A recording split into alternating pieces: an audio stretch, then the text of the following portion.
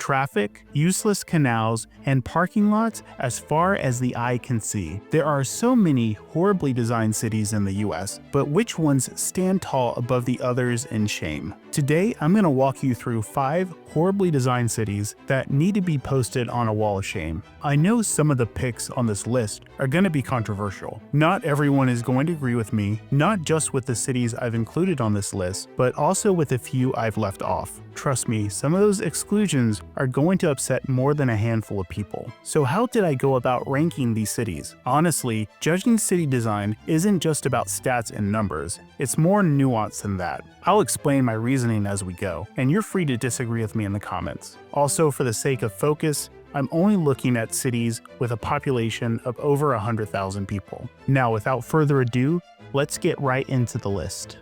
Starting out this list at number 5, we have the unfortunately designed Las Vegas. With a population just under 700,000, Las Vegas sits in the Mojave Desert about 270 miles northeast of Los Angeles. Las Vegas is famous for being one of the biggest entertainment destinations on Earth, and unfortunately the main attraction historically is gambling, which is really just the average person making a sizable donation to a mega corporation. And if that sounds soulless, just wait until you see the built environment of Las Vegas. The Las Vegas Strip is what most people think of when we talk about Las Vegas. We all understand how tacky and camp the design of this area historically has been. And actually, I'm a big fan of themed architecture and taffy designs, so I don't feel the need to add this to the reason why the city is so poorly designed. It's the fundamental charm of the city. But give it to new mega developers to not be aware of this. Most of the new hotels and casinos that we're seeing in the city are now just anonymous, featureless buildings that don't have any personality. Just look at the Wynn, the Conrad, or any of the new hotel developments. They are completely bland and unremarkable. But of course the problems don't end with the architecture. The massive roads, parking garages, overpriced shopping malls, and the building footprints the size of aircraft carriers make this desert city hard to admire. Just look at how large these blocks are, and just think about how far you would have to walk just from getting from one property to another. Interestingly enough, Las Vegas has several malls that are made to look like cities from around the world. And if it wasn't for the kitsch details and the recycled air in these malls, you might be tricked into thinking you're actually standing in a real city for a moment instead of being in Las Vegas. The airport is head-scratchingly only a block away from the Strip. You would think that being away from the city in the desert would be a better place for an airport, but nope, Spirit Airlines parks their planes on what should be prime property. Interestingly enough, there is a monorail system that runs parallel to the Strip that people can use to get around. But this is far from being world-class transit. It's very dated, and it does not connect anywhere that maybe a commuter that works at one of these hotels or casinos. It only serves the tourist areas, so basically it's just for tourists going from one casino to another casino. Zooming out from the Strip, downtown Las Vegas seems to be more reminiscent of a city center than the Strip, but it's still very focused on tourism with massive buildings and more lifeless parking garages. The covered historic Fremont Street area feels more like something resembling classic human civilization. And maybe this is where you find the soul of Las Vegas. But if that's true, I think this city still has a lot of soul searching to do. I find the Las Vegas Sphere a perfect example of what this city is about. When I saw videos of the Sphere for the first time, I thought it was a very Vegas appropriate landmark. But looking at it, it becomes clear that it's just a failure from an urban design perspective. Think of many famous landmarks from around the world. You can think of the Washington Monument, the Eiffel Tower. There is typically a grassy mall or a reflecting pond, or maybe a public space for people to gather and look at this monument. But here, this world-famous landmark is flanked by a private golf course that most people can't enter, parking decks, and an apartment complex that I hope has heavily invested in blackout shades. It's just a giant glowing missed opportunity.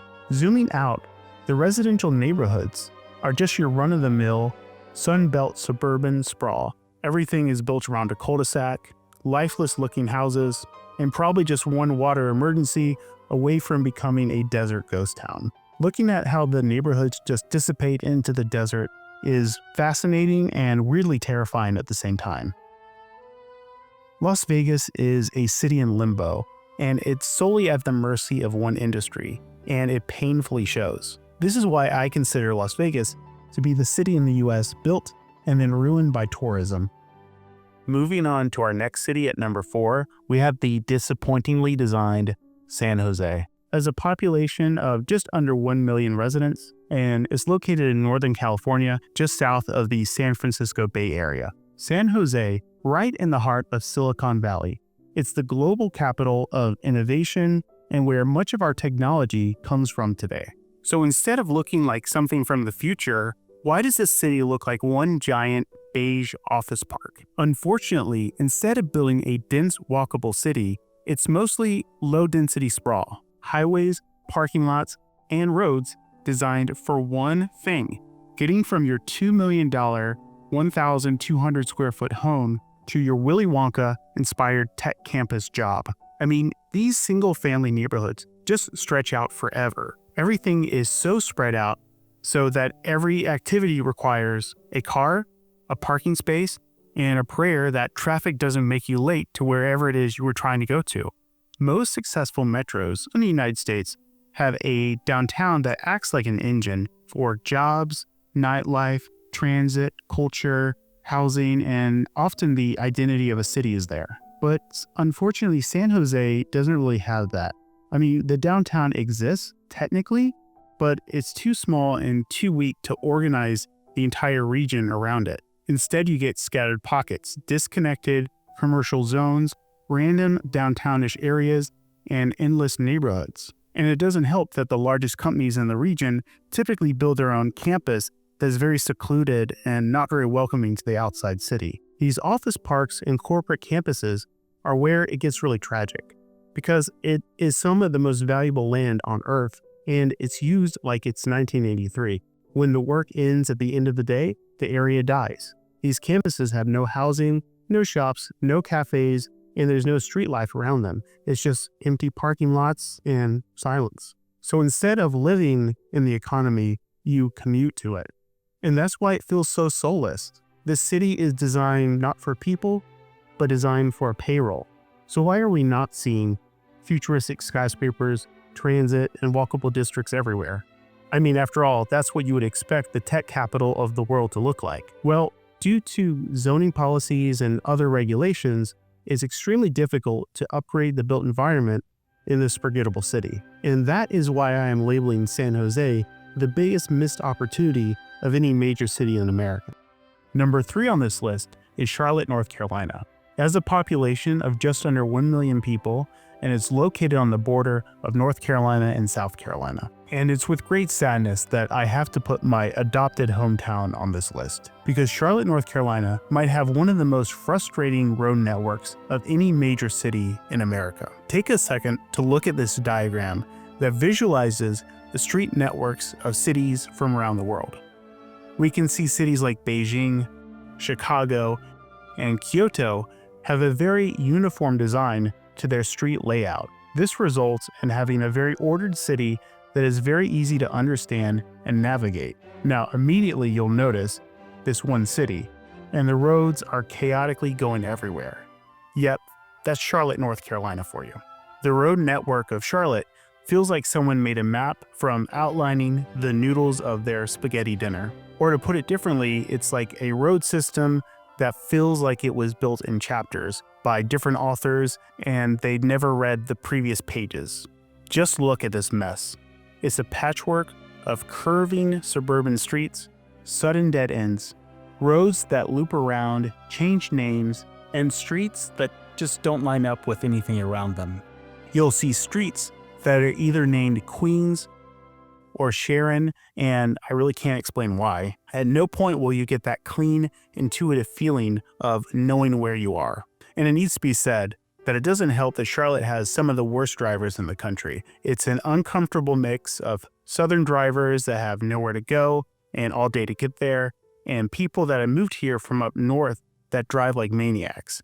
The combination of the two is like mixing ammonia and bleach. You really don't want to be driving in Charlotte. The downtown core which is called Uptown, is laid out in a pretty reasonable grid. It does have its issues with one-way streets making navigation difficult, but for the most part, this area feels easy to get around in. And for a reason unknown to me, once you cross the 277 loop around Uptown, the street network immediately turns into chaos. And it's really hard to make sense of why this was done until you realize that it was all done piecemeal without one organized plan. To be fair to the city, I don't think anyone 50 years ago knew that Charlotte would become one of the fastest growing cities in the country. If it had stayed a small city, we probably would never have noticed these particular growing pains. And with all these new people moving to Charlotte every day, we are now all painfully aware of how disorganized the city is laid out. Charlotte does have a light rail network, but this transit network is growing at a snail's pace, unfortunately. And outside the center of the city, the street infrastructure is just not made for walking. But even if you could walk, would you really know where you're going? I want to take a second and highlight how nonsensical even the names of these roads are. Just look at this one major road that goes through the center of Charlotte. It starts out in North Charlotte as Graham. When it hits Uptown, it's called Brooklyn Village Avenue. Leaving Uptown, it changes names again to Kenilworth Avenue. Then a little bit further south, it splits into two northbound and southbound lanes, and the northbound lane is called Scott Avenue. These two roads converge and become Park Road. And we aren't done yet. In the far south of the city, it becomes Johnston Road, and it probably changes names even further south, but I think you get the point. One of my favorite quirks of Charlotte roads being so confusing is that at the corner of Queens and Queens, and this is not to be confused with the other 5 intersections of Queens and Queens, yes, that's a real thing, it's the statue of a true hero who stood at this intersection back in the day telling confused drivers where to go. So when someone says Charlotte doesn't have culture, please show them this statue. So Charlotte will continue to grow, and for the sake of everyone living here that has places to get to, I hope the network is cleaned up eventually and that transit is funded and built a lot faster than it is currently going. But for now, Charlotte is the most confusing city to navigate in America. Next up on this list at number 2 is the infamously awful Arlington, Texas. This city has a population of around 400,000 residents, and it's in North Texas, roughly halfway between Fort Worth and Dallas. If you think that Dallas and Fort Worth are a giant sprawling mess, well then you haven't seen anything yet. Just look at the offspring of these two cities, Arlington. My personal theory is that the only reason this so-called city exists is because there was so much empty space between Fort Worth and Dallas. So of course, Texans are going to fill it with the things they love the most, which is apparently tacky suburban homes and places to park their oversized trucks. Surprisingly though, this city does not have a Buc-ee's, so I do give them credit for that. But unfortunately, this municipality is too large at 400,000 residents to just be ignored as a bedroom community. It is a city with major destinations that draw people from this giant metropolitan area to this place. So to start, let's look at where most of these people are going to when they visit the city. Here is the entertainment district. Here we can see the Dallas Cowboys Stadium, the baseball field for the Rangers, and I guess what used to be the baseball field for the Rangers, but that one wasn't as decadent enough, so they built a new one. Some random hotels. We see Six Flags and even a water park here. And unfortunately, we see the same attitude towards these tourist areas that we see in the rest of the country, but on steroids. These major destinations are surrounded by giant parking lot moats. There is no major subway system serving this area, and of course, there is barely any place to walk. Nowhere to go before and after a game to experience the local culture. But maybe I'm wrong the more I think about it, because maybe the culture and soul of Arlington is in fact a parking lot. A 2023 parking lot map analysis found that 42% of the city of Arlington is dedicated to parking lots, which is a mind-blowing amount. Zooming out to see what the road system is like, interstates are the chosen route to get around in the city. The city streets themselves aren't that much better than the interstates. They are very highway-like and look very hostile to anyone who may want to walk along them. I mean, even the fine dining establishments of Arlington are too becoming highway-like. Just look at this drive-thru. The city really is planned for people who never want to leave their car. Taking a quick glance at the downtown core, it appears to have the beginnings of a city. It looks like they are building quote-unquote dense urban apartments for millennials that want to walk, but I'm not sure what they would walk to, because honestly the lack of restaurants, bars, or any place you'd want to spend your evening is alarmingly absent. I am very doubtful that the downtowns of communities like Arlington will ever succeed, as it typically seems to attract the type of person that would never risk visiting a business that doesn't have an ample amount of parking spaces in a normal surface parking lot. So this is why Arlington is the city in America that is most focused around car storage. So before revealing my choice for the number 1 spot on this list, let me briefly mention cities that are commonly called the worst, but I have a different take and have decided not to include them on this list. Many people mention Atlanta. While it is very poorly planned, it's just not as bad in any one dimension as any other city that I've included on this list. Another city, Houston, which is often dunked on for its lack of zoning, I have to say I completely disagree. The lack of zoning regulations in Houston is actually a good thing. And most zoning laws are, to put it in a technical term, stupid. And one more thing, please, if you are enjoying this video, please consider liking and subscribing to see more videos like this. So the city taking the number 1 spot in shame is Cape Coral, Florida. It has a population of around 200,000 residents. It is located in southwest Florida on the Gulf Coast. Cape Coral is what I have called in a short of mine the worst designed city in America. And I stand by that. Something about including a Florida city, home of some of the worst sprawl in the entire country, as the number 1 spot here on this list just felt right. For some unknown reason, people seem to think of the city as a maritime paradise, seeing the access to water as a great amenity. I mean, just looking at Cape Coral from an aerial view, it looks completely alien to any other human civilization I've seen. It's very maze-like. It's hard to imagine why someone would have thought to design a city like this in the first place. So back in the 1950s, developers carved Cape Coral, Florida out of swampland with one single idea: canals. They dug up more than 400 miles of artificial waterways. That's more than Venice, Italy. And unlike Venice, Italy,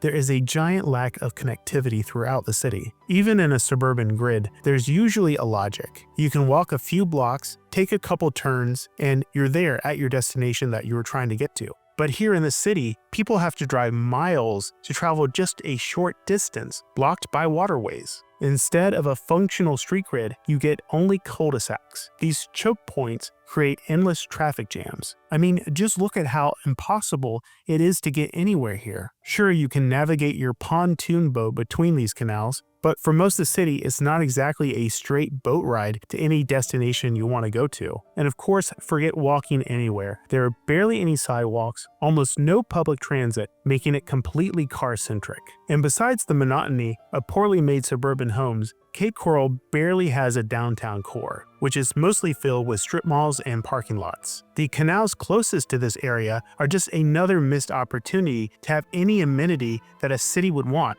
Cape Coral lacked the foresight to build a public waterfront that could become a civic space for people visiting the city. There isn't even a small park here to enjoy what Cape Coral is most famous for. While it does seem that they are starting to build some dense apartment buildings in this core, they have the footprint size of a military base, and it's just not going to make the urban fabric more interesting at the street level. And that's the thing about Cape Coral. If you don't have a boat, this would be the most bland, unremarkable city in the US. And unless they haul in dirt to fill in these canals, this city will forever be a disconnected mess. The most likely future for the city is with global warming and hurricanes. This city will just be known as the dollar store Atlantis. And that's why Cape Coral is the most uncity-like city in America. I hope you all have enjoyed watching this video. If you disagree, or hopefully agree, let me know in the comments. Otherwise, thank you all for watching. I'll be making more videos like this. Subscribe to see them.